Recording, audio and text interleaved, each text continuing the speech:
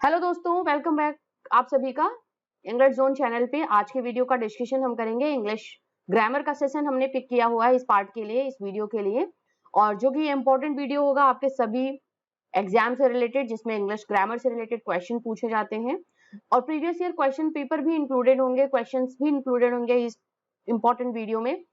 Part first होगा ये हमारा आज का। इसके साथ ही साथ आगे हम सेशन को अपना कंटिन्यू करेंगे with English grammar questions on this channel English zone. जल्दी से शेयर कर दीजिए सेशन को आप सभी लोग।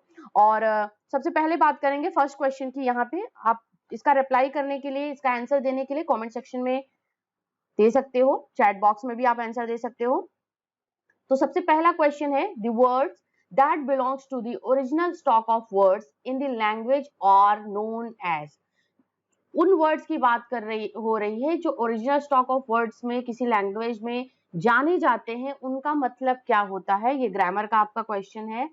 REEESB के एग्जाम में आपके ऐसे ही क्वेश्चन पूछे जाते हैं, तो be prepared for that exam. और साथ ही साथ इस क्वेश्चन का आंसर करिए। क्या वो जो वर्ड होता है उसको कंपाउंड वर्ड बोलते हैं हम, या उसको प्राइमरी वर्ड्स बोलते हैं, जम्बल्ड वर्ड बोलते हैं, या नन ऑफ दीज।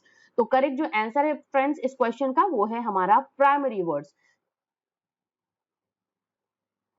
यहाँ पे ऑप्शन बी होगा, ऑप्शन सी हमारा यहाँ पे है। Option B is the correct answer. The words that belong to the original stock of words in the language are known as primary words, क्योंकि वो प्राथमिक फर्स्ट वर्ड्स होते हैं, पहले वर्ड्स होते हैं, प्रायर वर्ड्स होते हैं, दैट्स व्हाई उनको हम प्राइमरी वर्ड्स बोलते हैं। Next one question we have, when two or more simple words are joined together they make. आपको बताना है जब दो या दो से अधिक वर्ड्स मिलते हैं एक दूसरे के साथ में, तो वो क्या बोले जाते हैं, वो क्या बनाते हैं। Option A compound words, option B jumbled words, option C primary words, या ऑप्शन डी है नन ऑफ दीज। तो करेक्ट जो आंसर है फ्रेंड्स इसका जल्दी से आंसर कर दीजिए, बहुत इजी क्वेश्चन है। Option A would be the correct answer. ठीक है, ऑप्शन ए इसका करेक्ट आंसर होगा और इसका रहा हमारा बी आंसर। तो ठीक है, when two or more simple words are joined together they make compound words। this is the correct answer of the question number 2। English grammar से रिलेटेड हमारा तीसरा क्वेश्चन आपके स्क्रीन पे रहा। Something that is added in the beginning is known as. Important question है friends, note down कर लीजिए इसको आप सभी और ध्यान दीजिएगा इस क्वेश्चन का आंसर, इस क्वेश्चन को भी। जब किसी चीज के किसी आगे कुछ जोड़ा जाता है, किसी वर्ड के आगे कुछ जोड़ा जाता है, तो उसको हम क्या कहते हैं इंग्लिश में। That is known as suffix या starting point, option C prefix या एपिग्राफ। तो बहुत ही इजी आंसर है इस क्वेश्चन का। Something that is added in the beginning is known as, option C is the correct answer. Yes friends, तो यहाँ पे जो आंसर होगा वो होगा प्रीफिक्स। जब किसी वर्ड के आगे कोई वर्ड जोड़ा जाता है, जैसे यहाँ पे हम जोड़ रहे हैं, जैसे वर्ड हो गया हमारा कंप्लीट, अब इसके आगे आई एन जोड़ते हैं तो क्या हुआ, इनकम्प्लीट। ठीक है, मींस नहीं पूर्ण हुआ। अगर इसी वर्ड के आगे हम एल वाई जोड़ते हैं यहाँ पे तो कंप्लीटली हो गया। तो आई एन क्या हुआ, प्रीफिक्स हुआ, और फ्रेंड्स एल वाई क्या हुआ, ये सफिक्स हुआ। सफिक्स मींस होता है जो पीछे आपके वर्ड के, किसी वर्ड के पीछे जो लास्ट पॉइंट पर जब कोई वर्ड जुड़ता है, कोई चीज जोड़ी जाती है, तो उसे हम सफिक्स बोलते हैं। प्रीफिक्स हुआ जब किसी वर्ड के स्टार्टिंग पॉइंट पे हम कोई वर्ड जोड़ते हैं। तो इनकम्प्लीट, एंड साथ ही साथ यहाँ पे बात हो रही है कंप्लीटली। ओके, ये वर्ड हुआ हमारा जो कि हम प्रीफिक्स एंड सफिक्स को इसमें आपको समझा दिया। नेक्स्ट क्वेश्चन की तरफ चलते हैं। Something that is added in the end और इज नोन एज, अभी हमने जस्ट बात की इस बारे में। तो option A B C D में से जल्दी से बता दीजिए कौन सा करेक्ट आंसर होगा। Yes of course we have the right answer, that is option D, suffix would be the right answer friends. Next question की तरफ चलते हैं। Taxpayer, teaspoon, shoemaker, railway are the compound nouns they that are formed from two words that are। आपको बताना है ये जो tax payer, tea spoon है, टी पे देखिए टी स्पून आप कर रहे हो तो टी एक वर्ड हो गया फर्स्ट, और स्पून जो हो गया वो दूसरा वर्ड हो गया है। शू मेकर मीन शू पहला वर्ड है, ये दो वर्ड से मिलकर के बना हुआ है, मेकर जो है सेकंड वर्ड है, रेल वी। ओके, तो ये कंपाउंड नाउन है। अभी आप बताइए इन कंपाउंड नाउन का जो क्रिएशन हुआ है, ये जो कंपाउंड नाउन फॉर्म हुए हैं, बनाए गए हैं, वो किन टू वर्ड्स से मिलकर बनाए हैं, किन टू पार्ट्स ऑफ स्पीच से मिलकर बनाए गए हैं, इसका आंसर आपको देना है। ऑप्शन ए है नाउन एंड एडजेक्टिव से मिलकर बनाए गए हैं, ये जो वर्ड्स हैं। ऑप्शन बी है नाउन एंड वर्ब से मिलकर बनाए गए हैं। ऑप्शन सी है नाउन एंड नाउन से लेकर के बनाए हैं, या ऑप्शन डी है नन ऑफ दीज। तो tax payer, okay, tea spoon, शू मेकर, ये सब इंडिविजुअली अपने आप को रिप्रेजेंट कर रहे हैं। अगर हम शू को हटा दें, शू को और मेकर को अलग अलग कर दे, तो शू का अपना एक मीनिंग होगा, मेकर का अपना एक मीनिंग होता है। तो यहाँ पे जो इसको रिप्रेजेंट कर रहा है या इस सेंटेंस को, कंपाउंड नाउन को जो फॉर्म कर रहा है, वो जो दो वर्ड्स फॉर्म कर रहे हैं वो है option C, means noun and noun मिलकर के इसको फॉर्म कर रहे हैं। क्योंकि टैक्स जो होता है वो नाउन का है, पेयर भी है नाउन मतलब पे करने वाला। ठीक है, नेक्स्ट क्वेश्चन की तरफ चलते हैं।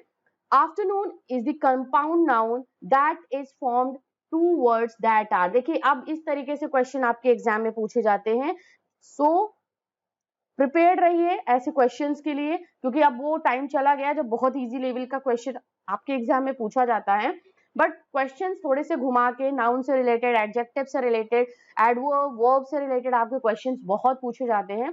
सो इसके लिए आप बी प्रिपेयर्ड एंड उसकी प्रिपरेशन आपको इस चैनल पे डेली आपको मिलेंगी, इस तरीके की क्लासेस आपको इंग्लिश ग्रामर से रिलेटेड। जल्दी से सेशन को लाइक कर दीजिए, शेयर कर दीजिए और सब्सक्राइब भी कर दीजिए फ्रेंड्स, अगर फर्स्ट टाइम विजिट कर रहे हो। और बने रहिए चैनल के साथ में, इस वीडियो के साथ में till the end of the video.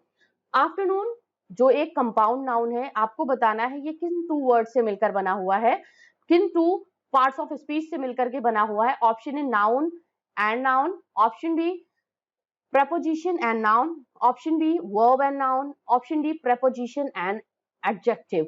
तो आफ्टर एंड नून, आफ्टर आप ध्यान देना, आफ्टर किस वर्ड को क्या काउंट होता है। अगर हम पार्ट्स ऑफ स्पीच की बात करते हैं तो इसमें अगर हम बात करेंगे तो ये हमारा जो होगा ऑप्शन बी करेक्ट आंसर होगा। After, before, these are the prepositions. तो आफ्टर प्रेपोजिशन हो गया एंड नाउन, नून जो हो गया वो नाउन हो गया। ओके, तो ये हमारा प्रेपोजिशन हुआ।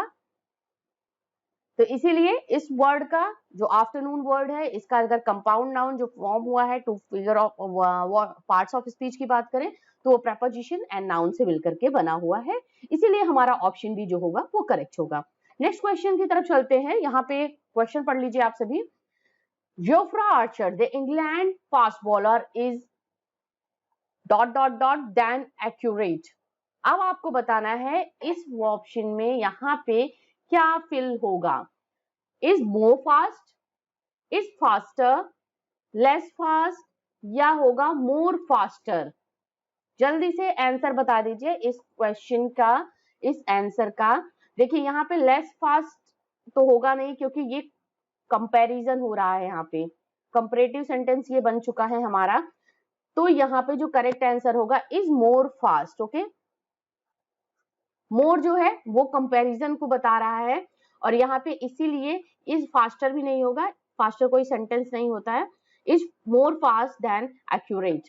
Next one we have here, nobody knows how the Indian cricket team is going to cope with the difficult and seamer friendly wicket in Australia. देखिए ये दोनों क्वेश्चन थोड़े से क्रिकेटिंग वर्ड से रिलेटेड आ गए हैं, क्रिकेटिंग सेंटेंस है।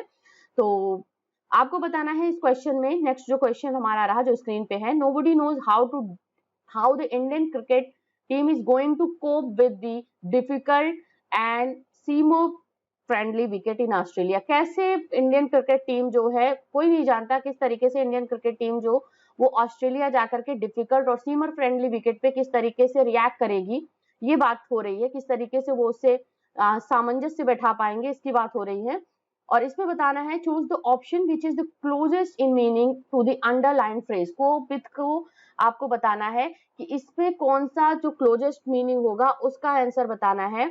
Option A put up with, cope with की जगह पुट अप विद होना चाहिए, पुट इन विद होना चाहिए जो इससे सिमिलर है, या पुट डाउन विद, या put against with.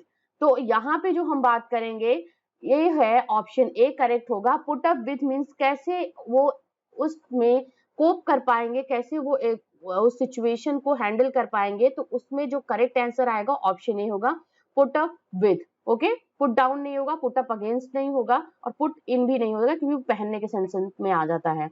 Next question की तरफ चलते हैं। Which of the following word is plural? आपको इन चारों ऑप्शंस में से बताना है कि इसमें कौन सा वर्ड जो है वो प्लूरल यहाँ पे मेंशन्ड है, प्लूरल लिखा गया है इन ऑप्शंस में से। Option A index, option B analysis, option B C crisis या ऑप्शन डी है क्राइटेरिया। इस तरीके के क्वेश्चंस एग्जाम में आपके मिल सकते हैं, तो इंपॉर्टेंट क्वेश्चन है, इसको ध्यान दीजिएगा। Which of the following word is plural? Plural बताना है इनमें से कौन सा वर्ड है, तो ऑप्शन डी हमारा जो है वो करेक्ट आंसर है। This is the plural word mention here in this option, option D criteria, क्योंकि ये जो वर्ड बना हुआ है ये क्राइटेरियन से बना हुआ है। Okay, criterion is a singular word. अगर हम इसकी बात करें एनालिसिस की, analysis is a singular word, तो हमारा जो इसका प्लूरल होगा ये होगा एनालिसिस, LYANALYSES,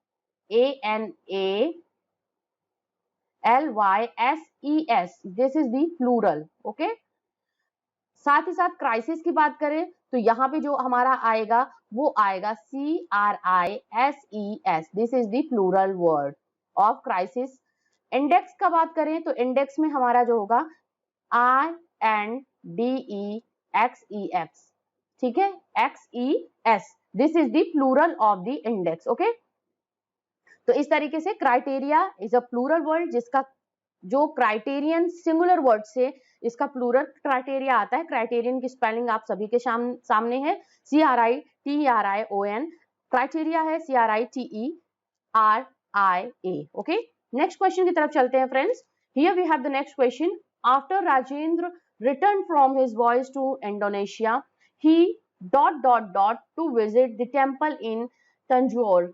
आपको यहाँ बताना है तंजौर में वो टेम्पल विजिट करना चाहते थे जब वो इंडोनेशिया से उसकी एक वॉयज यात्रा से आप बाहर आते हैं, समुद्री यात्रा से जब वो वापस आते हैं तो वो अपना मन बनाते हैं टेम्पल विजिट करने का।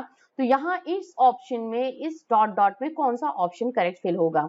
Option A was wishing, he was wishing, he is wishing to visit, he wish to visit या ही हैड विज्ड। तो यहाँ पे जो करेक्ट आंसर होगा फ्रेंड्स वो ऑप्शन सी होगा। इसका मैं आपको ग्रामेटिकल रूल बता देती हूँ। Option C means he wished to visit. अब